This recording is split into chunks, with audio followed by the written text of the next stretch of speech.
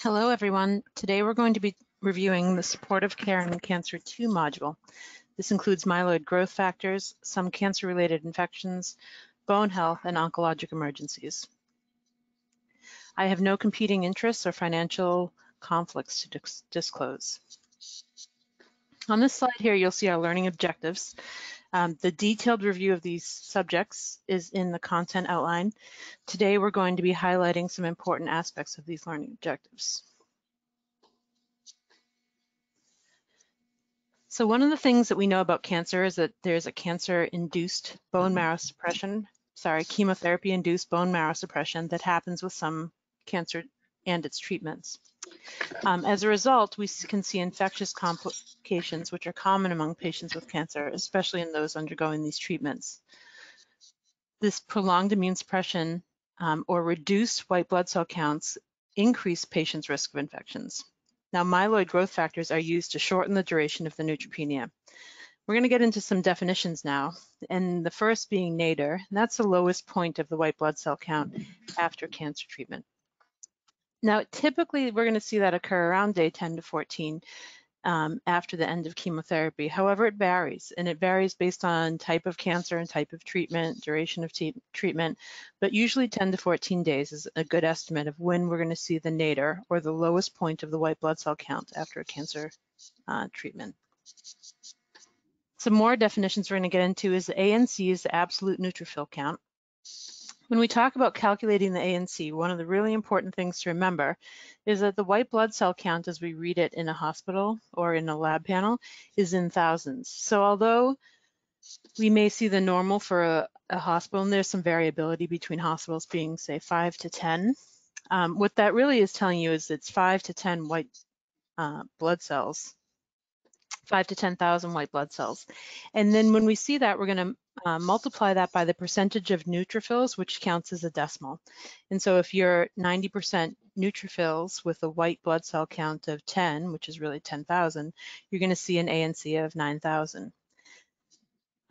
Some other definitions that we'll see here, neutropenia, which is considered an ANC of less than 500, or a ANC with an anticipated decline to less than 500 within the next 48 hours. Profound neutropenia is an ANC of less than 100 neutrophils, and prolonged neutropenia is neutropenia that lasts more than 7 days. So what are the factors that affect your risk of myelosuppression? One of them is going to be the intensity of your chemotherapy and or radiation, depending on what your treatment is. So dose-dense therapy versus standard dose therapy, when we look at that, dose-dense therapy tends to have a higher risk of myelosuppression because the cycles are often closer together. Patients who are undergoing active treatment for chemotherapy versus a palliative chemotherapy have different goals of care. And so the cancer treatment tends to be much more aggressive with patients who are seeking curative intent versus those who have a palliative intent. And so that those curative intent patients are going to have a much higher risk of myelosuppression. Some patients are at risk for myelosuppression because of pre-existing conditions, and that could be that they are someone we might call heavily pre-treated. So they've had prior chemotherapy and maybe they're on salvage chemotherapy at this point. They've had recent surgery or open wounds that might increase the risk of myelosuppression, organ dysfunctions, age greater than 65, bone marrow involvement, or a lower baseline white blood cell count. So when we talk about some of these cancer chemotherapies, one of the things that NCCN has done is they look at all chemotherapy and they say, what are the chemotherapies or treatments that are going to cause neutropenia in more than 20% of patients? And so this is extracted from NCCN. NCCN has a much more comprehensive guideline. But to give you some examples, if we were to look at, for example, Hodgkin's lymphoma, patients who are receiving escalated BCOP, which is bleomycin, etoposide, doxo, cyclophos, vincristine, procarbazine, prednisone, those patients, more than 20% of them are going to develop neutropenia. And so therefore, these patients would end up getting prophylactic myeloid growth factors. There's different types of ways to use myeloid growth factors. There's two of the key ones the key differences are primary and secondary prophylaxis. So primary prophylaxis is using that list and lists like the ones I just showed you, and they're looking for patients who, when it's known, usually from clinical trials, that the patients who receive this chemotherapy have greater than a 20% risk of febrile neutropenia, they automatically get myeloid growth factors. And so ASCO and NCCN have some slightly different definitions of what that means, but both of them consider myeloid growth factors a strong recommendation when the risk of neutropenia is greater than 20%. Then you have secondary prophylaxis. So secondary prophylaxis is for patients who developed febrile neutropenia from the prior cycle. So perhaps the chemotherapy they received on their first cycle didn't have a recommendation of getting growth factors. However, the patient developed febrile neutropenia. In that situation, these patients will receive what's called secondary prophylaxis. So with the second cycle of chemotherapy, they'll automatically receive myeloid growth factors. Again, there's some slightly different recommendations between ASCO and NCCN, but what we're trying to avoid here is a second febrile neutropenia episode, and that's the purpose of secondary prophylaxis. Growth factors are also indicated for other therapeutic indications. Both ASCO and NCCN make recommendations as well. And so therapeutic indications, so ASCO says they should be considered for patients with febrile neutropenia and a poor prognosis, or patients with factors that are associated with poor outcomes, like we had discussed before, older age patients, patients who have comorbidities and who are heavily pretreated may qualify. NCCN also recommends them for patients experiencing febrile neutropenia and infectious complications who did not receive prophylactic CSFs with the prior chemotherapy cycle. And then the use in hematopoietic stem cell transplant is also recommended. ASCO recommends in autologous patients that CSFs should be used to reduce the duration and risk of severe neutropenia after a stem cell transplant, autologous stem cell transplant.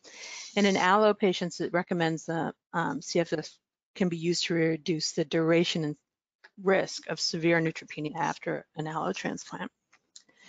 NCCN goes on to say you can use these CSFs after autologous or haploidentical or cord blood transplantation. And then for some patients, NCCN actually specifies that pegfilgrastim or one of its biosimilars may be used for an autologous transplant. There are some more indications here for patients with cancer and the myeloid growth factors, and there are some subtle differences between ASCO and NCCN. For ALL, ASCO does not recommend the routine use of myeloid growth factors in ALL patients, but NCCN says it's okay to use with the myelosuppressive therapy or as directed by a protocol. For AML, ASCO does not recommend the routine use of myeloid growth factors. NCCN, however, says you can use it, but not within 7 days of a bone marrow biopsy. And the concern is that the CSFs may interfere with the bone marrow biopsy reading. And then for MDS, ASCO does not make recommendations for the use of CSFs. However, NCCN says consider using them in patients who have recurrent infections or in combination with products for anemia when needed. There are several commercial products, so things have changed in the recent years, where we used to just have Neupogen or filgrastim. Now we see that there's a large number of short-acting growth factors and long-acting growth factors. For the short-acting growth factors, the doses are the same, 5 mics per kilo per day, subcutaneously in all clinical settings. In practice, these are often rounded to the nearest prefilled syringe or vial size when appropriate. For the long-acting growth factors, these are also subcutaneous injections, but they're flat dose 6 milligrams, and it's usually one time the day after chemotherapy.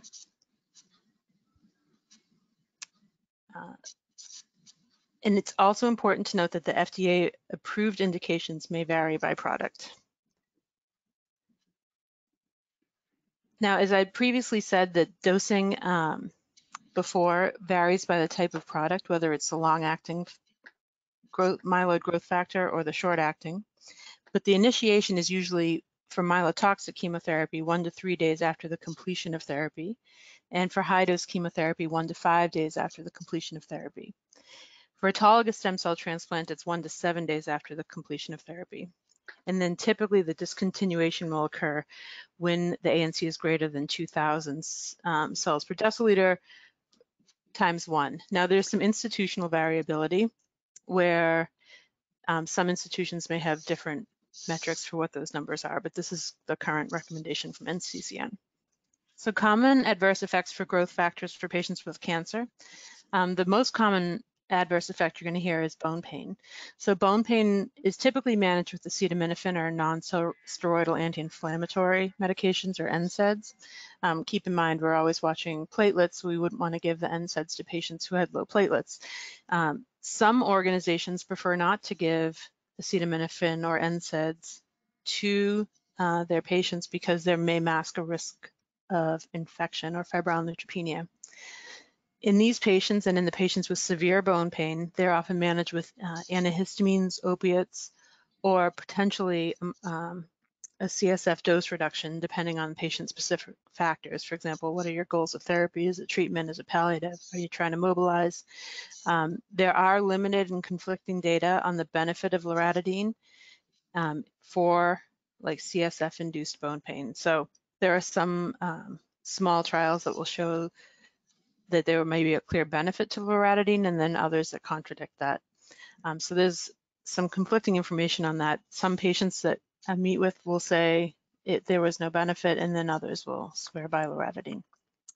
Other adverse effects reported can include the following: so fever, pain, cough, rash, and dyspnea. And you'll see these across a broad range of different settings or indications for the growth factors. And again, there are very rare cases of splenic rupture that have happened, but it's something that patients should be aware of, that this is one of the risks of using these agents. Now, as we transition into febrile neutropenia, we are going to recognize that febrile neutropenia, it's an infectious complication of cancer, but it's also an oncologic emergency. And so an oncologic emergency is something that needs to be addressed urgently in a patient with cancer. For febrile neutropenia, this is an oncologic emergency, and the recommendations from IDSA and NCCN recommend treatment within 2 hours of the original fever spike. So we might be like, so let's talk about what is febrile neutropenia. Well, the first thing we want to talk about is it's a fever and it's neutropenia, and you need both of those to have a clear definition of febrile neutropenia. With a fever, it's a single temperature of 38.3 degrees Celsius orally, or 38 degrees orally for more than 1 hour. And for neutropenia, the definition is less than 500 cells per microliter or less than 1,000 cells per microliter, and anticipated decline to less than 500 within the next 48 hours. So when we see this combination, we know that these patients could be infected and that they could have a quick and rapid decline, which is why we consider it an oncologic emergency. So we'll come to our first patient case, and this is EC. He's a 44-year-old man with a new diagnosis of AML, or acute myeloid leukemia. He's admitted to the hospital for treatment and scheduled to start 7+3, sometimes called 3+7, after he sperm banks later today.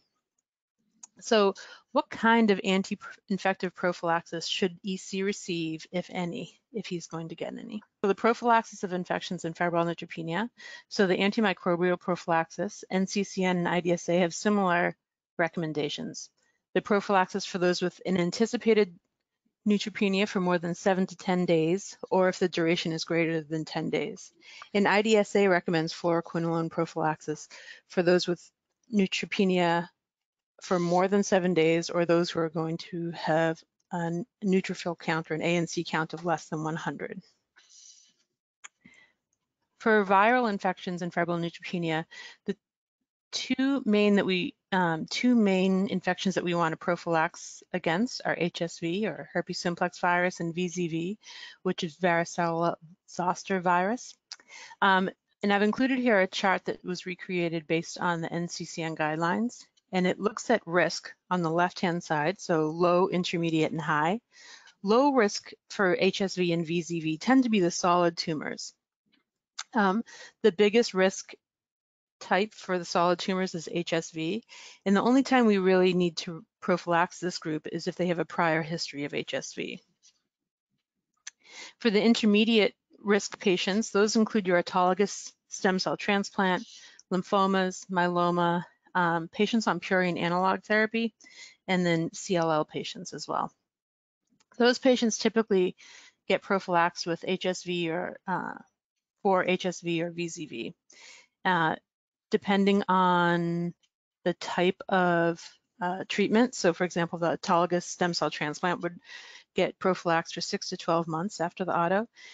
And then the HSV prophylaxis during active therapy, and depending on the intensity of the immune suppression, would apply for the rest. So when patients are actively being treated, and depending on what they're getting, then they may be prophylaxed for longer.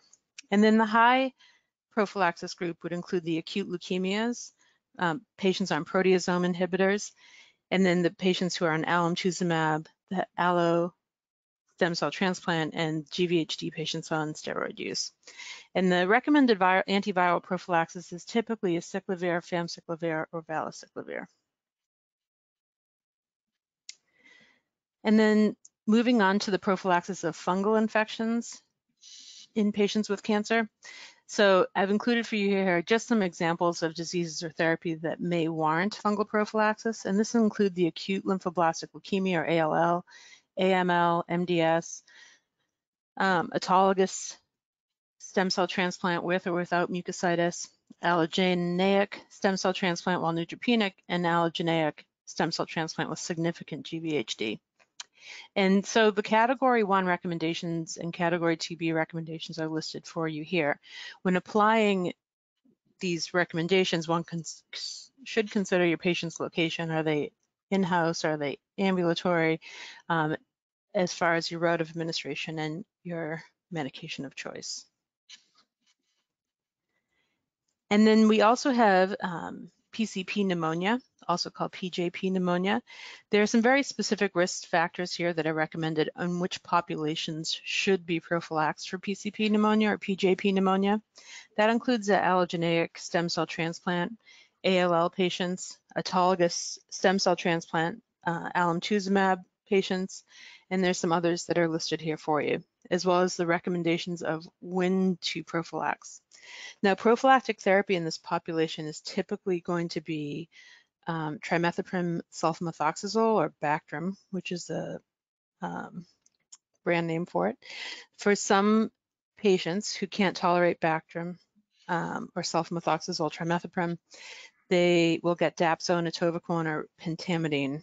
There are intravenous or inhaled options, but again, there's a depending on your transplant center, especially if you're a transplant center, there may be preferences already established. And then the last prophylaxis we're going to talk about right now is the hepatitis B reactivation. So this is the risk of hepatitis B reactivation for anti-CD20 monoclonal antibodies like rituximab or ofatumumab. Patients should receive a baseline screening for hepatitis B prior to starting therapy. So that includes usually a surface antigen, a core, and a surface antibody. Now, when patients come back positive and they've been identified as having hepatitis B or have had hepatitis B in the past, that doesn't mean they can't have therapy, but what it does mean is that they should receive some type of prophylaxis during therapy and usually for 12 months after the end of the anti-CD20 therapy. Therapy can be one of these 3 agents listed here, and entecavir being one of the more common, or tenofovir. Lamivudine used to be one of our standard go-to prophylaxis agents, but it is now showing pretty high rates of resistance, so it's not a medication that you'll see commonly prescribed. So if we come back to our patient, we say EC, he's this 44-year-old gentleman. He's starting daunorubicin cytarabine at 7 and 3 or 3+7 today. What type of anti-infective prophylaxis should we be thinking about? Well, he is an acute leukemic, so we'll think about HSV prophylaxis, as well as fungal prophylaxis and antibacterial prophylaxis, as he is going to be myelosuppressed for some time. And so at this point, he's gone on to day 8. We're still talking about EC. So he's day 8 of his 7+3 therapy. He now has Rigers. His temperature is 103, which is approximately 39 degrees Celsius. His ANC is about 250, and he has grade 3 mucositis. So how should we manage EC at this point in time? Well, one of the key things that we need for febrile neutropenia is the workup. So this means that the patients have to be evaluated clinically. So we know that, as we had stated before, things that can contribute to the increased risk of febrile neutropenia include prior cancer treatments, existing neutropenia or older age, or if there's tumor involvement to the bone marrow. Workup should include any localized source. So for example, if a patient's complaining of some bladder discomfort, we would send a urinary culture. We have to consider non-bloodstream sources of infection always. So if there's a cough or there's something indicating something going on in the chest, then we should be looking at a chest x-ray as well. The important thing to remember with febrile neutropenia always is that these patients are neutropenic. So the typical responses that we see to infections will be absent in this population, which is why the physical exam is so important, because if you're seeing any chance of induration, for example, around a line site, then that's a sign that maybe that there's some type of skin infection. Or if the patients have any other signs or symptoms of infection, it's important to witness that, because the usual physical signs won't be present in a lot of these patients. What is recommended is that peripheral and central blood cultures are drawn before antibiotic administration. And so for a lot of cancer centers, this is, most of us have a febrile neutropenia algorithm as to how we treat patients and how quickly we treat them. So the goal is within 2 hours of fever spike that patients have already started their antibiotic. So there's some careful planning that has to go here. And so it has to be recognized at an organizational level that febrile neutropenia is a medical emergency. So it means that once the fever spike happens, the patient has to be examined, the blood cultures have to be drawn, and the antibiotics have to start. So things have to be optimized for these patients. So treatment, again, will depend on patient risk factors. So the Multinational Association of Supportive Care in Cancer, or MASC scoring system, can be used to assess patient risk factor for febrile neutropenia severity. Now, this is not an inclusive list, and I'd refer you back to the content outline for an inclusive list. But when we look at patients who are the low risk febrile neutropenia patients, those are going to be the patients with the higher MASC score, so greater than 21. If they're outpatient when they develop the febrile neutropenia, if they have normal renal and hepatic systems, if they're very high functioning before they developed the febrile neutropenia, and those are usually ECOGs of 0 or 1, and if their anticipated duration of neutropenia is less than 7 days, those are generally considered low-risk patient. This is an inclusive list, but these are more patients that you think about when you're thinking about breast cancer patients who may become neutropenic for 2 or 3 days, but have received Neulasta or pegfilgrastim in the ambulatory setting. So those patients may not need to be admitted, but other patients will need to be admitted. And these are what would consider the high risk febrile neutropenia patients. So these are the patients who have MASC scores of less than 21 if they were inpatient when they developed the febrile neutropenia. Allogeneic stem cell transplant patients are considered high risk febrile neutropenia patients. Patients with a lot of medical comorbidities or any, like diabetes, renal dysfunction, cardiac abnormalities, all would prompt somebody to be admitted. Patients who are actually having progressive cancers would likely be admitted, pneumonia, alemtuzumab, and then mucositis grade 3 or 4. Typically, these patients would be admitted for the management of febrile neutropenia. When we talk about some causative pathogens, so In the initial and upfront management of febrile neutropenia, we're looking at gram-positive and gram-negative bacteria. And I've listed for you some examples here. In the gram-positive bacteria, we have a coag-negative staph, your MSSA or MRSA, and then some of your Enterococcus species. For gram-negative, some pretty common pathogens are E. coli, Klebsiella, Enterobacter, Pseudomonas can also be a causative pathogen here too. And then more, it's pretty rare, but you can see viral infections and fungal infections also be causes of febrile neutropenia. But the suspicion for those tends to occur later down the line. Now, the treatment of low-risk febrile neutropenia, typically if we're managing a patient in an ambulatory setting, is that the patients would get either, or they would get ciprofloxacin and Augmentin, or they may get moxifloxacin or levofloxacin as monotherapy. So that's a possibility. And the other penallergic patients, this is clindamycin, would be substituted for Augmentin in these low-risk patient populations. But again, this is for the ambulatory setting who are patients with anticipated short duration of neutropenia and no plans to admit them. As a reminder for throughout the talk, and so including these medications, if there's renal impairment, the dosages need to be adjusted because this presentation is assuming normal renal function, but I've included the dosages here for completion. Now, the empiric treatment of high-risk febrile neutropenia is more complex. And so when we're choosing agents to manage high-risk febrile neutropenia, we have to keep in mind that we're always trying to cover Pseudomonas aeruginosa as one of the causative pathogens. And so I've listed for you here the NCCN Category 1 recommendations, cefepime, imipenem, celastin or meropenem, and then piptazo or Zosyn is the other name for that. Then we have ceftazidime, which is an NCCN Category 2B recommendation. Again, most of febrile neutropenia management in organizations is managed by an algorithm, but it's important to understand that for high-risk febrile neutropenia, these are patients who are admitted in-house, that we have to choose an agent that covers Pseudomonas aeruginosa, and that we have to start the therapies within 2 hours. One last thing on ceftazidime. So NCCN, just as an aside, made this category 2B due to the increasing AMP-C resistance, and it's not recommended by NCCN as monotherapy. Back to our patient case. This is patient case 1. He is a 44-year-old man with a new diagnosis of AML, and today's his day 8 of chemotherapy with 7 and 3. He's got Rigers, his temp is 103, his absolute neutrophil count is 250, and now he has grade 3 mucositis. How should EC be managed?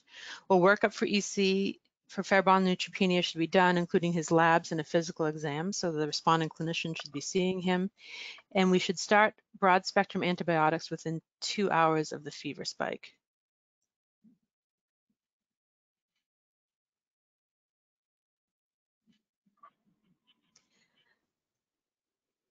Things are progressing rather rapidly, and despite starting cefepime, we now note that he has some red induration around his Hickman site, and he's become hypotensive. And so the question is now, is vancomycin warranted? And the answer is yes. And so the management of febrile neutropenia for vancomycin doesn't get added to all inpatients, but it is added when there are risk factors. And so some of these risk factors include serious IV catheter-related infections, oftentimes if there is redness at the injection site, if patients have already shown gram-positive blood cultures before the final identification, if they are known colonized with MRSA or penicillin-resistant pneumococci, if they are clinically unstable, including hypotension or shock while we're waiting culture results, or if there are signs of soft tissue infections. Now, if vancomycin is started empirically, the recommendation is that it's reassessed after 48 to 72 hours, and if there's no evidence of clinical infection, including MRSA, then it gets discontinued, while the broad spectrum antibiotic would continue. So we're coming back to our patient case here, and it is still day 8. we've started vancomycin, we've started cefepime, but we're thinking, when is the plan and when can we start peeling things back? So generally speaking, the patients would have to be engrafted. And so we have to see the white blood cell count returning, and we have to have the resolution of fever. Additionally, we can't have identified any other sources. It's only in approximately 30% of febrile neutropenia patients that we'll actually identify the causative pathogen, so why they developed febrile neutropenia. So because of that, we have to cover patients broad spectrum. But in the rare cases where we do identify the causative pathogen, then we tailor therapy to treat the patients. So I've kind of already talked about this, but when do we discontinue therapy? Typically when the ANC is greater than 500, the patients are engrafted, is what we'd call engrafted, and then the fever has resolved. Now, there are some rare cases where you'll see stable and afebrile patients who are still neutropenic, and it's possible.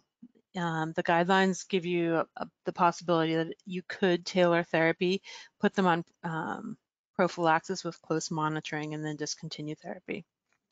And then, as I said, for patients with documented infections, we tailor the therapy to manage these patients. So coming back to EC, he's a 44-year-old man with a new diagnosis of AML. He's in the hospital. Today's day 15. He remains febrile neutropenic. We've started cefepime. He continues on vancomycin with therapeutic drug monitoring. What would be a reasonable addition at this point to his cefepime vancomycin therapy? Well, one of the things we have to think about is fungal infections. And so therapy is escalated with known or suspected fungal infections, but in febrile neutropenia, typically antifungal therapy is initiated after 96 hours for persistently febrile patients. Again, antifungal therapy is tailored to suspected or proven infection type depending on the species, sensitivity, and tolerability per patient. There are some centers that perform routine beta-glucan and galactomannan surveillance to help the decision to escalate therapy. That should be something that we understand. And so because EC has been febrile for more than 96 hours, it's reasonable to start an antifungal such as mycophenolate for the empiric management of his febrile neutropenia. At this point, we're going to transition into the cancer-related bone loss part of the talk. So when we talk about cancer-related bone loss, we know that some therapies, especially the long-term use of hormonal agents that are common in breast and prostate cancer, can contribute to cancer-induced bone loss. So things like the GnRH agonists or the aromatase inhibitors are known to induce bone loss in certain populations. We also know that there can be chemotherapy-induced early menopause, which can put especially younger women who have gone through cancer treatment at a higher risk for cancer-induced bone loss. And then other generalized factors for bone loss include age greater than 65, BMI less than 25, smoking, a family or personal history of hip fractures. Now, some cancer treatments themselves can induce bone loss, and these include cyclophosphamide, anthracyclines, or prolonged glucocorticoid use. So some of the key terminology in the cancer-induced bone loss is the Dexa Scan. So this is a test to assess the bone mineral density. It's considered the gold standard for assessing bone mineral density, and that's in part due to its cost, its accuracy, and it has a minimal radiation exposure. The Dexa scans are used to predict fracture risk, and this is often done in combination with a FRAX analysis, which is the fracture risk assessment tool that's recommended by the World Health Organization. Now, the T-scores, which is a scoring test from the Dexa scan for bone mineral density, and it compares young normal adults of the same sex to determine how much bone loss or bone mineral density there is. And so when we're looking at patients who have, for the management of bone health, we're assessing all patients for the risk of fracture and bone loss. And then generally there'll be a bone mineral density or the DEXA screening and a FRAX analysis done. For many patients, they'll encourage lifestyle modifications, whether that's exercise or quitting smoking. And then some patients, depending on their results, will have recommended vitamin D or calcium supplementation. And then the decision to treat will be based on the T-score and the Dexa scan, from the Dexa scan. So T-scores will be reported in numbers like this, from -1 to less than -2. And so what we'll see here is that depending on the levels that come back, there'll be a recommendation for checking a vitamin D level and considering pharmacologic therapy, whether that's a yes or no, and then strongly consider pharmacologic therapy.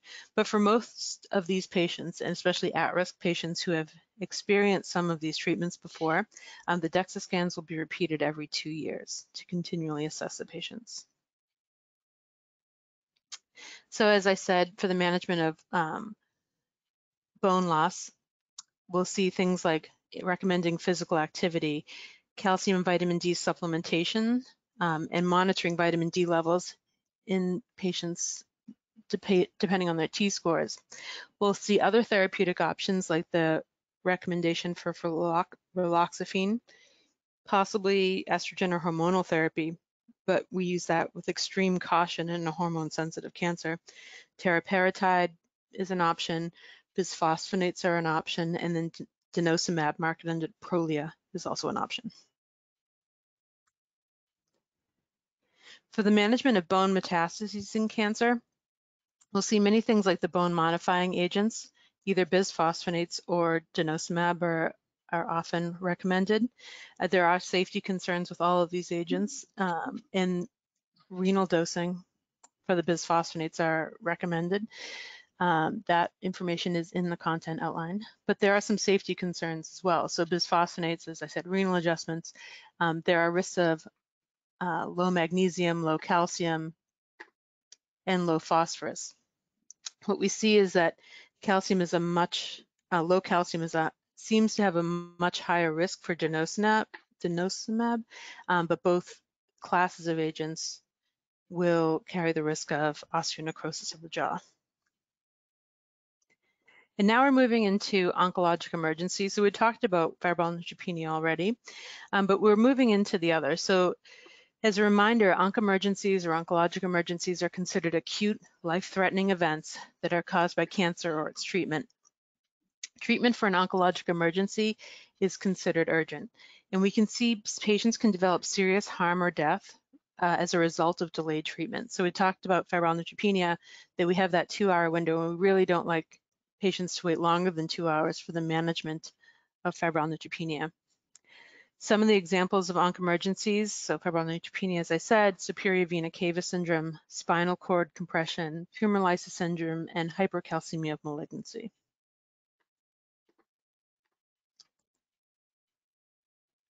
So superior vena cava syndrome is the result of compression or blockage of the superior vena cava. Causes may include infection, clot, central lines, ports, and malignancy. So our focus today is going to be the malignant causes of superior vena cava syndrome. Historically, when I look back, infections tended to be the biggest cause of superior vena cava syndrome, but tuberculosis being one of the biggest causes in historical data that caused superior vena cava syndrome, but now we don't see too much of that anymore, fortunately. But when we look at malignant superior vena cava syndrome, it's often associated with non-small cell lung cancer or small cell lung cancer, lymphomas, metastatic disease that travel to the lungs, germ cell tumors, and thymomas are fairly common causes of malignant superior vena cava syndrome. So in focusing again on the malignant superior vena cava syndrome, the treatment depends on the patient presentation and the symptoms. So not every presentation of superior vena cava syndrome is going to be an oncologic emergency, but when it is, it will require urgent treatment.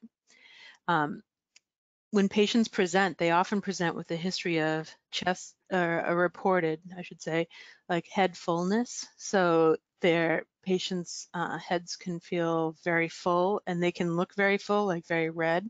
They may have distended vasculature of the neck, arms, and upper extremities.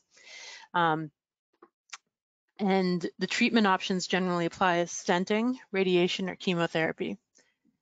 The ones where it's a true oncologic emergency is when there is neurologic or airway compromise. And then in these patients, stenting can offer about an 80 to 95% success rate for immediate relief. Now we know that, as I had mentioned, radiation and chemotherapy are useful for known cancers, but the response to those treatments can take days or weeks. And oftentimes in the true oncologic emergencies, we don't have that time. So just to review, the patients present with a malignant superior vena cava syndrome. Patients at risk of serious complications usually receive a stent, and that's usually an urgent procedure that's done. If there is a known cancer diagnosis, what we'll see is the patients are treated with a curative intent or palliation, depending on the goals of therapy. If there's an unknown cancer diagnosis, usually they'll obtain a biopsy and then treat with a cure and intent of palliation, depending on the goals of therapy. Next, we're coming into the metastatic spinal cord compression. So this is an oncologic emergency that can lead to permanent physical and neurologic impairment if it's not urgently treated. It occurs in approximately 5% of patients with cancer and can occur with any cancer, but is often associated with lung, prostate, breast, myeloma, or lymphoma. Now, the clinical presentation of metastatic spinal cord compression is associated with back pain in approximately 95% of patients. Other symptoms can include motor weakness and deficits, sensory deficits, bowel or bladder dysfunctions, and other pain and neurologic processes. In fact, in these patients, the diagnosis is urgent and often requires MRI. MRI can be very difficult to get to some of these patients because oftentimes the pain is so great that they're unable to lie still or lie flat for an MRI. But in the patients when they present, often treatment is urgent. One of the concerns for metastatic spinal cord compression is that some of these neurologic compromises can't be reversed. So for example, if patients present with bowel dysfunction or bladder dysfunction or with partial paralysis, it may be impossible to regain those functions over time, which is why we like to treat quickly. So the management of metastatic spinal cord compression is often a combination of steroids, corticosteroids, surgery, and radiation. And again, a lot of this depends on the patient's goals of therapy. Glucocorticoids reduce pain and help restore and preserve neurologic function. And so we usually recommend initiating as soon as possible. The dosing is controversial. The high, depending on what you read in your experience, the higher doses would see dexamethasone 96 milligrams for 3 days, followed by a taper. These were associated with improved gait function compared with patients who got no treatment, but patients on Dex had a higher rate of adverse effects. And in fact, they had a fairly high dropout rate in this particular study. What's more, the standard that I've seen is the dexamethasone 10 to 16 milligrams as a bolus, followed by 4 to 6 milligrams every 6 hours. That's usually followed by a taper and possibly concurrent radiation, depending on the patient. It's better tolerated than the 96 milligrams, and patients were more likely to continue therapy, meaning they were less likely to drop out of therapy. However, adverse effects of these high doses of dexamethasone are associated with hyperglycemia, and in some patients, the psychosis, especially at 96 milligrams, and mood changes. Other treatment options included surgery, radiation, and pain management. Surgery can offer spinal stability. They can often decompress if there's something compressing in the spinal space, and then something like vertebroplasty can also offer some stabilization, especially if there's damage to the vertebrae. Radiation depends on the disease, and the dose and fraction will vary by the study and by the disease. Radiation is often done concurrently with glucocorticoids, and then the steroids will be tapered off over time. And pain management is going to be a big part of the metastatic spinal cord compression. The majority of patients are going to present with pain and will need some type of pain management up front. So our next oncologic emergency is tumor lysis syndrome. And this is one of the onc emergencies that we think of as like a classic onco-emergency. This is the result of cancer cell lysis releasing contents, so potassium, phosphorus, nucleic acids, and in some patients it may overwhelm the body and causing metabolic derangements, which have detrimental effects. So they are considered a life-threatening oncologic emergency that may occur spontaneously without any anti-cancer treatment or with the start of chemotherapy. So what that means is that patients with an unknown cancer may actually present in tumor lysis syndrome depending on the type of cancer. It's rare, but it actually, it can happen. So if we talk about a second case, this is KM. He's a 23-year-old man with newly diagnosed Burkitt's lymphoma. On rounds, the intern is wondering out loud why KM needs this aggressive tumor lysis monitoring when other patients with leukemia and lymphoma do not. We do note that KM's creatinine is twice the upper limit of normal. His uric acid, phos, and potassium are also elevated. And so the question is, what about KM puts him at risk for tumor lysis syndrome? Well, there are examples here that I wanted to share. So there are different cancers carry different risks for tumor lysis syndrome. And so the very high risk cancers would be Burkitt lymphoma, like our patient, ALL with a white count greater than 100, AML with a white count of greater than 50,000. And then we have moderate risk, which is like diffuse large B cell, ALLs with a white count of 50 to 100,000, or AMLs with a white count of 10 to 50,000. Our lower risk tumor lysis syndrome tend to be the indolent non-Hodgkin's lymphomas, and then ALL and AML when they have these lower white counts. There's an excellent article that I would encourage you to read by Dr. Howard. It's in New England Journal of Medicine, and it's referenced here for you. But there are several risk factors for tumor lysis syndrome, and so a lot of them have to do with the cancer and its effects on the body. So the cancer mass effect, so these large tumor burden, large tumors, or these bulky tumor masses may increase the risk for tumor lysis syndrome, especially if there's a mass that obstructs renal outflow.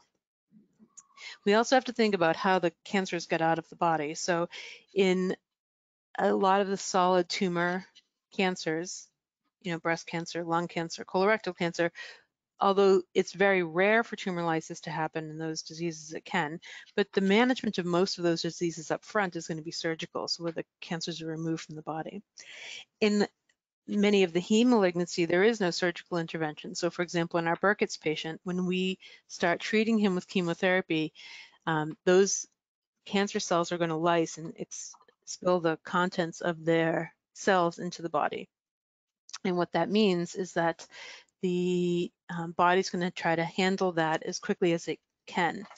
Now, that all plays into the ability of a tumor to break down. So these cells that have a high proliferation rate, so the cells that grow quickly, they also tend to die really quickly. And that makes them, that plays into the tumor cell sensitivity to treatment. So when you have cancers that are exquisitely sensitive to treatment, those cells die quickly and they can overwhelm the body with their contents.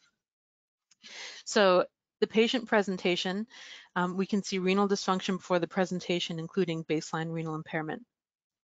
So as the body's trying to expel all these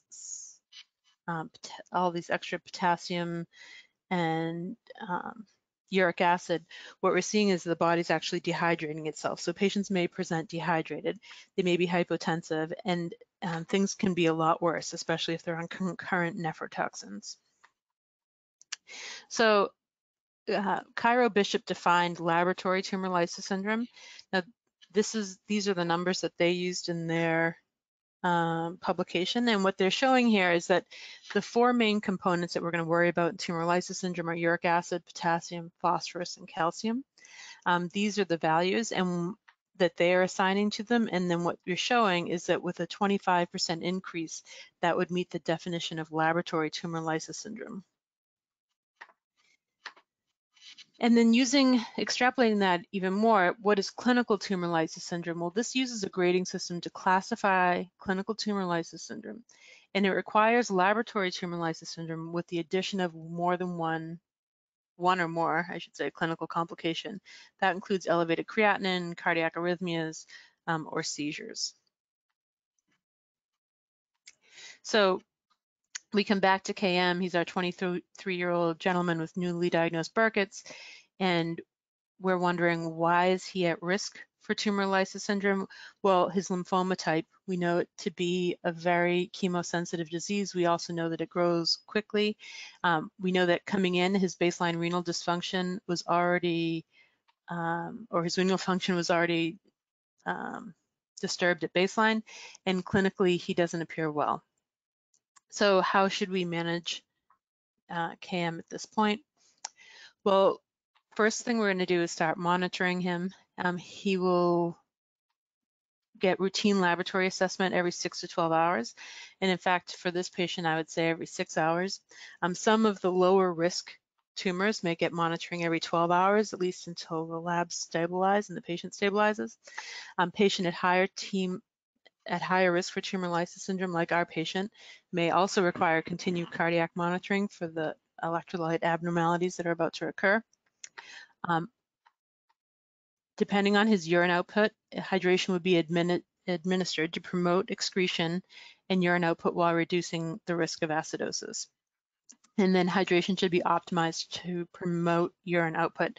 So assuming that there's no obstructive process and that he's excreting urine, urine should be optimized at about 80 to 100 mils per meter squared per hour to promote the excretion of the solutes in the urine until the risk of tumor lysis has resolved. So we've talked about the abnormalities that have happened in tumor lysis syndrome, one of them being the hyperuricemia. And to manage that, many centers will start patients on allopurinol. This is a xanthine oxidase inhibitor to block the production of new uric acid. The dosing that's been recommended is 300 milligram per meter squared per day. Some organizations may cap the dosage at 300 milligrams per day. And there are recommendations to start usually 1 to 2 days prior to chemotherapy when possible. Dosing adjustments are needed for patients with a lower creatinine clearance, so that should be kept in mind. And then this drug is associated with rash in some patients, and we have to be aware of the known drug interactions of 6-MP, thioguanine, and azathioprine. There's another agent that's on the market, rasburicase, which is recombinant urate oxidase enzyme. And this catabolizes uric acid into allantoin, and so it breaks it down. It breaks down existing uric acid. And it's very, very effective, rasburicase is, in reducing uric acid levels.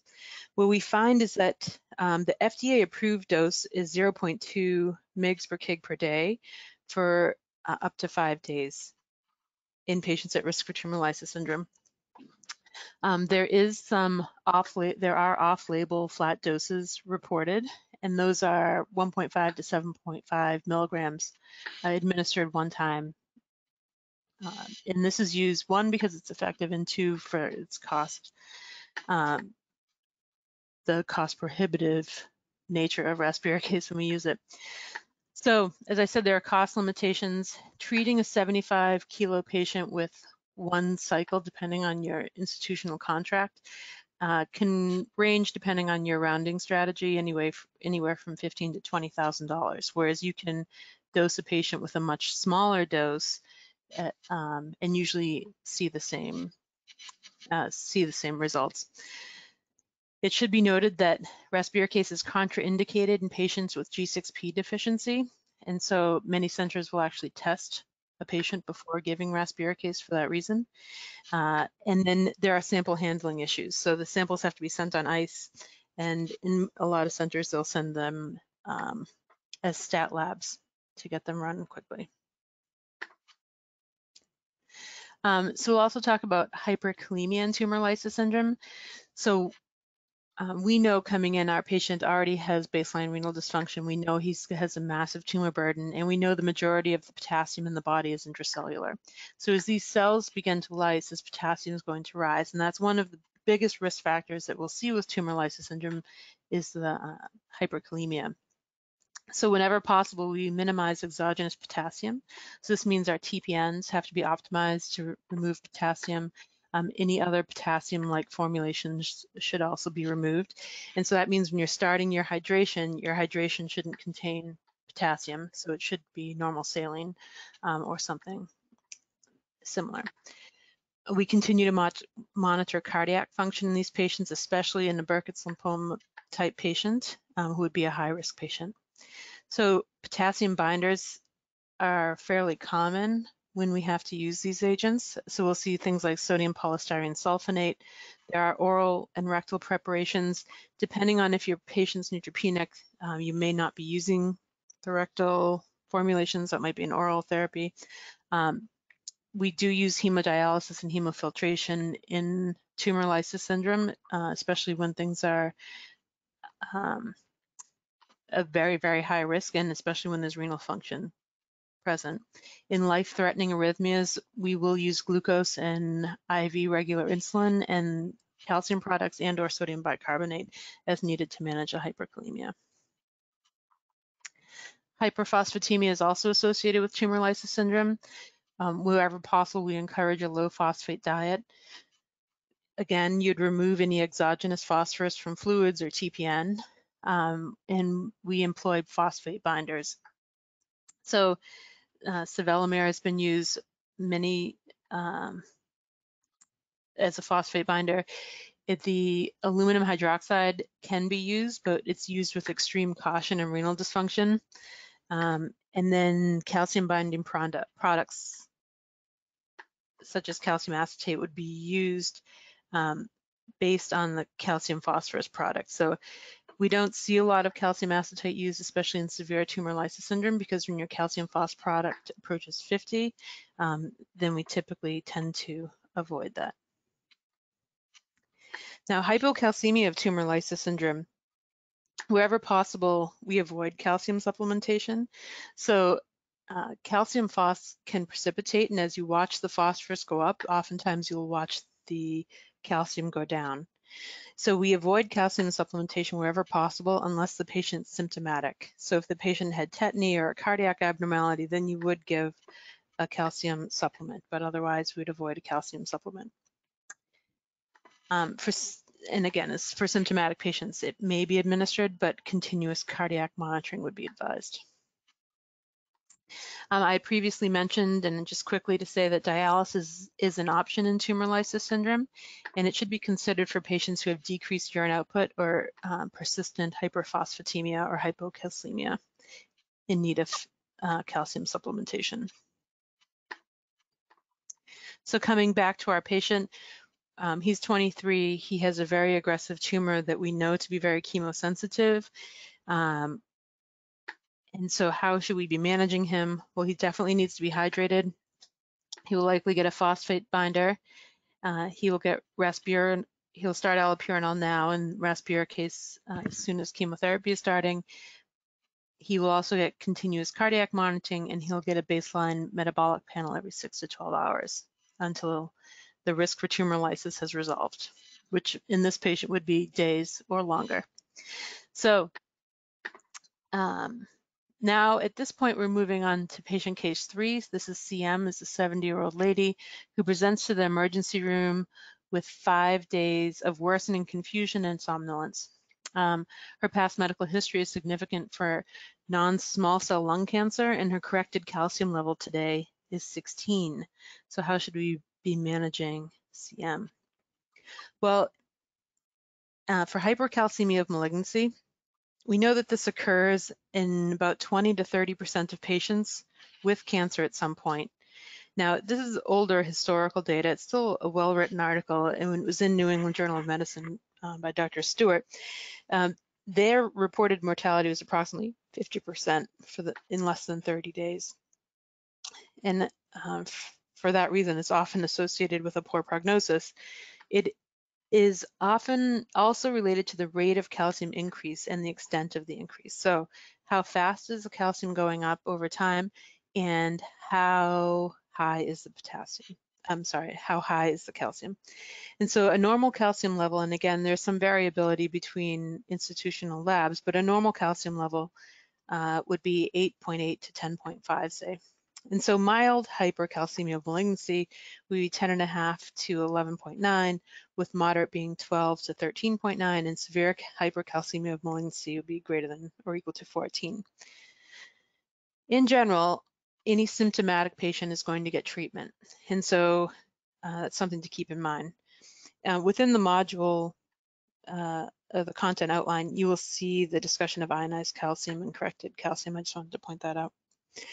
Now, patients with very high calcium or rapid rise of calcium often become symptomatic. Symptoms of hypercalcemia of malignancy can include nausea and vomiting, constipation, anorexia or loss of appetite, weight loss, bone pain, polyuria and polydipsia are very common. Fatigue, weakness, and confusion and coma in severe cases are also signs and symptoms of hypercalcemia of malignancy.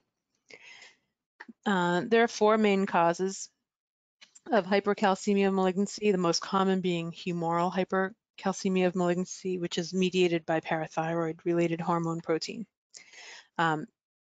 This type of hypercalcemia of malignancy is associated with breast cancer, renal cancer, and some squamous cell cancers, but it can be associated with some others as well. So one of the upfront management things that we're going to do for hypercalcemia of malignancy is often hydration. And so most patients, assuming that their cardiac status can handle it, are going to get very aggressive hydration when they present with hypercalcemia of malignancy. And the majority of patients are going to present dehydrated because as the body's tried to excrete the calcium, what it's done is it's become dehydrated. And so patients are often dehydrated, and which leads to some renal impairment, and then the calcium begins to accumulate. And so that's when we start to see a rising or a steeper rise of the calcium. In these patients, you'll also see a lot of confusion, and so that's something to keep in mind. So hydration is going to be very important, taking into other patient-specific factors like cardiac status, which is important for you to understand that we need to get, if possible, and again, if they're confused, it's hard, but at least a bed weight or weights, if you can get a daily weight to understand how much fluid you're actually giving the patient. So when you're running the rate between 200 and 300 milliliters an hour in patients that can tolerate it, they can accumulate fluid quickly. So clinically speaking, you want to be monitoring their weights so you can get an idea of that. But the next treatment that you're going to see for hypercalcemia malignancy is the bisphosphonates. And so these inhibit calcium release by interfering with osteoclast-mediated bone resorption. Now, the two most potent that we have commercially available in the United States are permethrinate and zoledronic acid. The dosages are here for you on the chart, and the infusion time for permethrinate can range from 2 to 24 hours, and for zoledronic acid, it's much quicker at 15 minutes. Now, the time to effect for these bisphosphonate agents tends to be around 48 hours. And so for most patients, you will see that the bisphosphonates will decrease the calcium level by approximately 2 points, but that takes around 2 days. The minimum time between doses is approximately 7 days or 7 days. You do see things like flu-like syndrome, bone pain, low calcium can happen in some patients, low phosphorus, osteonecrosis of the jaw for patients who get it repeatedly especially, and some renal dysfunction can occur. We now have an agent called denosumab in hypercalcemia of malignancy, which is has been very effective in this refractory, so hypercalcemia refractory to bisphosphonates. The schedule is a little bit confusing, but it's 120 milligrams subcutaneously every 4 weeks. And for the first month only, though, you get it on days 1, 8, 15. What they did show, though, in clinical trials of patients with corrected calcium level greater than 12.5, by day 10, 80% of these patients had responded, and 10 patients had their calcium level go to what we would be considering normal. Other agents that can be used for hypercalcemia malignancy include calcitonin. So calcitonin is given usually IM or subcutaneously every 12 hours, although it can be done more frequently than that, for up to 72 hours. Patients do tend to tachyphylax to it, but for those patients who have severe neurologic compromise or the patients who are having mental status changes, calcitonin salmon can lower the calcium rapidly, like with, usually by around 2 milligrams per deciliter in less than 6 hours. So while you're waiting for your bisphosphonate to kick in for that 48 hours, you have calcitonin salmon as a bridge. So again, it's used predominantly in severe hypercalcemia malignancy or symptomatic patients. You see, as I had mentioned, tachyphylaxis, so the drug stops working after approximately 72 hours. There are some mild nausea or rare hypersensitivity reactions that can also occur. So I'm not going to talk about them, but other things that you can use to manage a hypercalcemia malignancy include gallium nitrate, plicamycin, corticosteroids, or dialysis. And so when we come back to our patient, she's our 70-year-old lady. She's got a history of non-small cell lung cancer. Her corrected calcium is 16. How should we manage her? Well, we're going to give her aggressive hydration. She'll get a dose of zoledronic acid, and then we'll start the calcitonin every 6 hours for 2 days until we can get a better handle on her calcium. So with that, I'm going to reach our conclusions. The myeloid growth factors can help decrease the risk of myelosuppression in certain populations. Infectious diseases are common in patients with cancer. Patients who are myelosuppressed are at increased risk of infection, including febrile neutropenia, PJP, and CMV. Routine follow-up and management of patients with cancer or cancer history will help minimize bone fracture risk. And lastly, the oncologic emergencies, including superior vena cava syndrome, metastatic spinal cord compression, tumor lysis syndrome, and hypercalcemia of malignancy, are life-threatening events. They need to be promptly identified and managed to prevent permanent patient harm, including death. And with that, I'm going to end our review of supportive care cancer 2, and I hope you have a great day. Thank you.